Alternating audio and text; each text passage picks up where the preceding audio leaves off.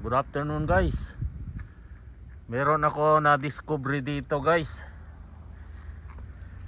na bagong spot ng fishing dito sa may Labal sa may Lebesk. Oh, dito guys, oh. Parang maganda tong kan dito pwesto. Yan. Tsaka may ano dito guys, may parking. Meron nga tao nagpi-fishing. Imagine, lamig na guys. Yan ang pangalan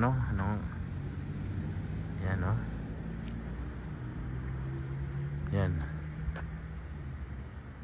yan tingnan nyo guys, nandoon na si Manoy, yan. Okay guys, if you like my video guys, please share, subscribe guys. Okay guys.